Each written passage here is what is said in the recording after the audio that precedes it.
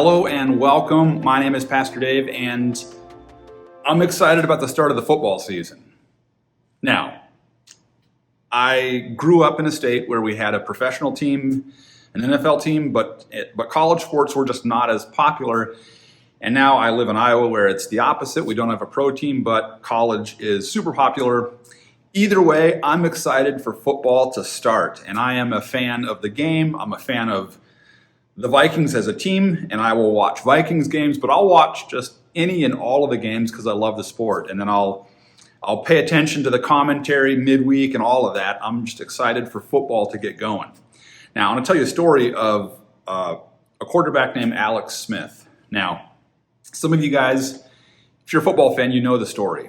He played for the San Francisco 49ers starting in 2005, played 7 years there, 5 years for Kansas City, and then for Washington. And in 2018, he has at this point been a starting NFL quarterback for a long time, and he gets sacked by Kareem Jackson and J.J. Watt, and he suffers a terrible, gruesome injury. He suffered a spiral and compound fracture of both his tibia and fibula. Now, I'm not a doctor, but I'll give you my best explanation. Spiral fractures are rare, and it's when the bone breaks through a twisting motion. And like I said, it's rare. Car accidents sometimes get that, but so he suffered that, and compound is when the bone actually pushes out through the skin. And terrible injury, and the danger of the compound fracture is infection. And Alex Smith suffered he developed a life-threatening infection, and he ended up in the hospital for months. He had 17 surgeries. At one point, they thought they would amputate his leg. Terrible injury. Everybody assumed his NFL career was over. However, he didn't give up, and he actually made a recovery and was cleared to play again. And in 2020, he actually played in the NFL again. He started the last handful of games for Washington, and then he retired. Now, why do I tell you a story of a football injury? We are introducing this new series called Bad Advice, and it's counterculture wisdom from the book of Proverbs.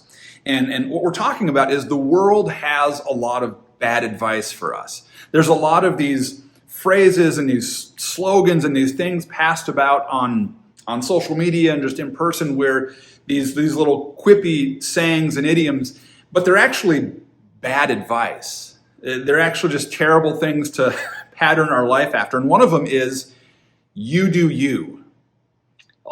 That is terrible advice. Now, people mean like, be your most authentic self. And I understand the appeal of that, but it's actually bad advice. See, you do you is the advice equivalence of a spiral compound fracture, right? It's bad advice. So you were born with a sin nature. You were born essentially broken. So was I.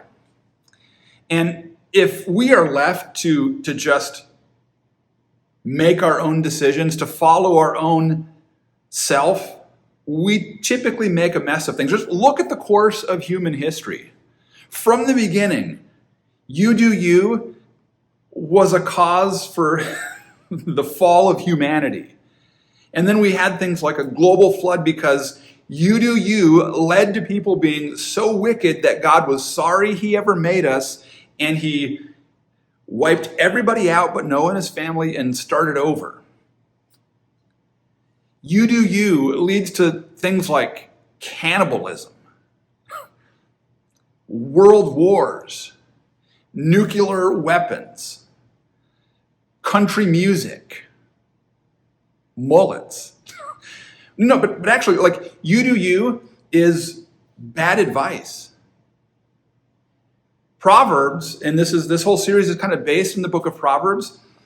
The book of Proverbs is written by Solomon, who also wrote Song of Solomon and Ecclesiastes, and it's him under the inspiration of the Holy Spirit giving us wisdom to pattern our life after. And in Proverbs, there is not a proverb that just says, you do you. Now, see, Solomon, as he gives us this wisdom, as it comes from God, the wisdom there is not about you doing you. It's about patterning your life after the wisdom of God, about following something higher and better, having a foundation in your life that is not based on you and you being authentic to whatever you're feeling at the time. It's about a truth that is deeper, that lasts. And in the beginning of the book of Proverbs, he just kind of spells out for us the purpose of this. Proverbs 1 through 7 says, these are the Proverbs of Solomon, David's son, king of Israel. Their purpose is to teach people wisdom and discipline, to help them understand the insights of the wise. Their purpose is to teach people to live disciplined and successful lives, to help them do what is right, just, and fair. These proverbs will give insight to the simple, knowledge and discernment to the young. Let the wise listen to these proverbs and become even wiser. Let those with understanding receive guidance by exploring the meaning in these proverbs and parables, the words of the wise and their riddles. Fear of the Lord is the foundation of true knowledge, but fools despise wisdom and discipline. You do you is bad advice. Another piece of bad advice is live your truth, which you do you and live your truth are almost interchangeable. They're this idea that you can just determine the path you're going to go on in life, and so long as you're living your authentic self, it's the right thing for you. Well, that's bad advice. Live your truth is bad advice because you know what? You and I are not truth. Right? Jesus actually makes the claim that he is the truth. And so for us to live our truth is to almost infringe upon Christ's claim that he is the truth. See, you and I, we're not God. And our authentic self is sinful and broken outside of the redemption of Jesus in our life. Outside of the Holy Spirit guiding us and helping us, you do you is just bad advice. Live your truth is just bad advice. See, there is one truth, and it isn't yours or mine. So you can't live your truth. You don't own truth. You are not truth. It's bad advice. And Proverbs actually addresses both of those little slogans of you do you and live your truth. Proverbs 3 addresses those things, and it's actually, if we were to take what Proverbs 3 says and we are to internalize that and we are to pattern our life after that instead of you do you or live your truth, we will greatly benefit. The world around us, the people around us will greatly benefit. So let me read to you Proverbs 3, 1 through 20. My child, never forget the things I've taught you. Store my commands in your heart. If you do this, you will live many years, and your life will be satisfying. Never let loyalty and kindness leave you. Tie them around your neck as a reminder. Write them deep within your heart. Then you will find favor with both God and people, and you will earn a good reputation. And now this is the section that a lot of people are familiar with. Trust in the Lord with all your heart. Do not depend on your own understanding. Seek his will in all you do, and he will show you which path to take. Don't be impressed with your own wisdom. Instead, fear the Lord and turn away from evil. Then you will have healing for your body and strength for your bones. Honor the Lord with your wealth and with the best part of everything you produce. Then he will fill your barns with grain and your vats will overflow with good wine. My child, don't reject the Lord's discipline and don't be upset when he corrects you. For the Lord corrects those he loves just as a father corrects a child in whom he delights. Joyful is the person who finds wisdom, the one who gains understanding. For wisdom is more profitable than silver, and her wages are better than gold. Wisdom is more precious than rubies. Nothing you desire can compare with her. She offers you long life in her right hand and riches and honor in her left. She will guide you down delightful paths. All her ways are satisfying. Wisdom is a tree of life to those who embrace her. Happy are those who hold her tightly. By wisdom the Lord founded the earth. By understanding he created the heavens. By his knowledge the deep fountains of the earth burst forth, and the dew settles beneath the night sky.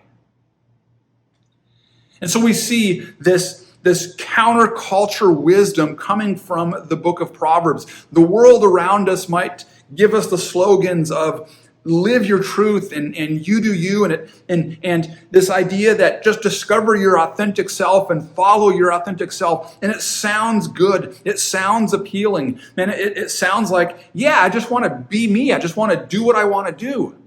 You know who else lives like that? Children. Little tiny children. You see them shopping with their parents in the grocery store, wanting to live their authentic self. And you know what their authentic self wants? Candy and toys. And if they don't get it, you know what happens? I think you know what happens. But the book of Proverbs gives us this counterculture message. Gives us this wisdom and insight that doesn't proclaim to us to just be your authentic self, but rather says, trust in the Lord with all your heart, and do not depend on your own understanding. Seek his will in all you do, and he will show you which path to take. Now, to me, that does not sound very much like you do you or live your truth. It sounds like that is almost the opposite of that. The world is full of bad advice. The Bible is full of wisdom. And it gives us a foundation on which we should pattern our life upon. But it takes work. It takes discipline. That takes effort. Man, if the Bible has all this wisdom, that means I'm going to have to pay attention to it. I'm going to have to read it. I'm going to have to put things into practice. I'm going to have to instead of just doing whatever I feel like, instead of just my authentic self wanting to watch TV and eat cookies all day, man, I might have to discipline myself. Yeah. All is the largest three-letter word. Right there in verse 5. Trust in the Lord with all your heart. Seek his will in all you do. And that is a standard much higher than the bad advice the world has to offer me. The idea that instead of me just living my authentic self, me just living my truth, me just doing what I want to do, that instead I need to trust the Lord with all of my heart. In good times, in bad times, when I feel like it, when I don't feel like it, when things are going great and when things are going terrible, I've got to trust the Lord with all my heart. Seek his will in all you do. That means I need to pattern my life after the wisdom and the guidance of God. All? Like, why can't I just do like half? Why can't I split time between trust in the Lord with half my heart when I feel like it, and then when I want to live my truth, I can It's not how it works.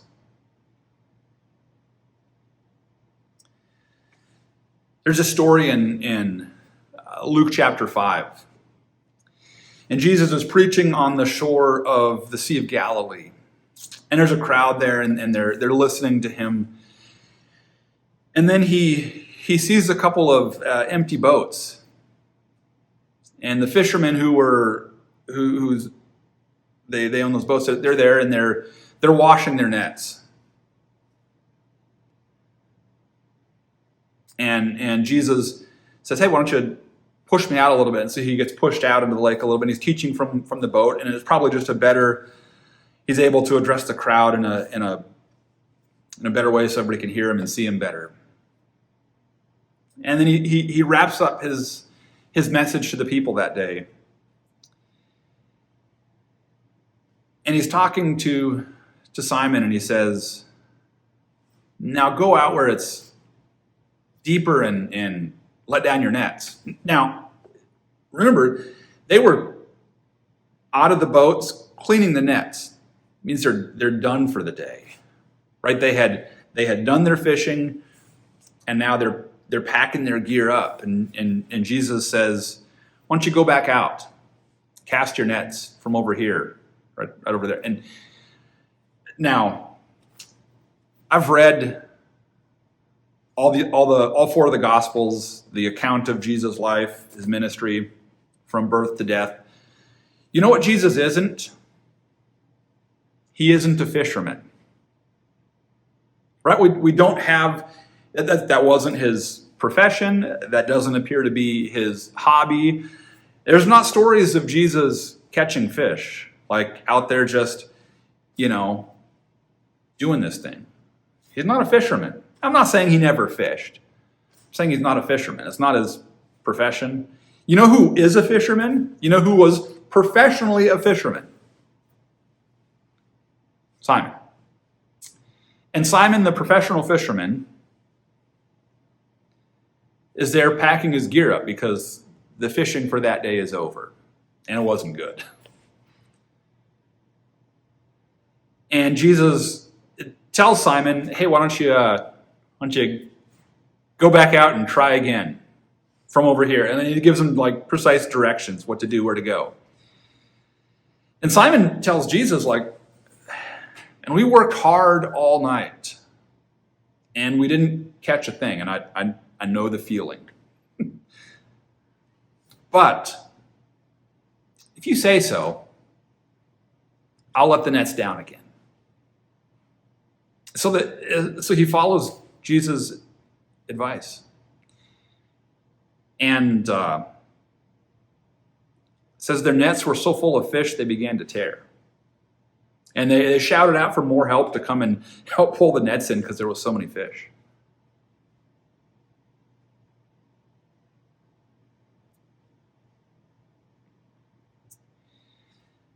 All of us in life, there are areas where we feel like we know what to do. We're the experts. Simon was an expert fisherman. He's a professional. We have areas in our life where we have just been in charge of this area of our life since we were adults. We're set in our ways. We know what to do. We are capable of managing ourselves. And Jesus comes and he disrupts that paradigm.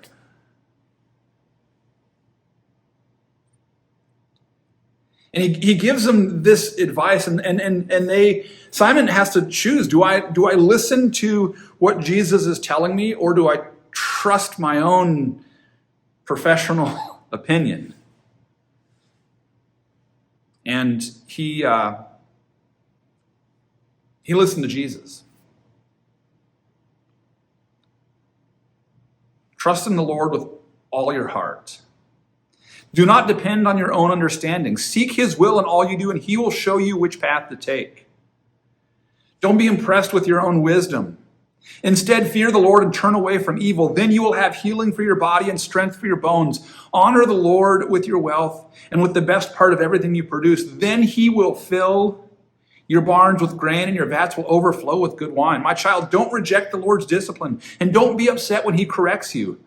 For the Lord corrects those he loves, just as a father corrects a child in whom he delights. Joyful is the person who finds wisdom, the one who gains understanding. For wisdom is more profitable than silver, and her wages are better than gold. Wisdom is more precious than rubies. Nothing you desire can compare with her. She offers you long life in her right hand and riches and honor in her left. She will guide you down delightful paths. All her ways are satisfying. Wisdom is a tree of life to those who embrace her. Happy are those who hold her tightly. By wisdom, the Lord founded the earth. By understanding, he created the heavens. By his knowledge, the deep fountains of the earth burst forth, and the dew settles beneath the night sky. Wisdom surrenders to God. Wisdom trusts God to lead. The world has some bad advice for you.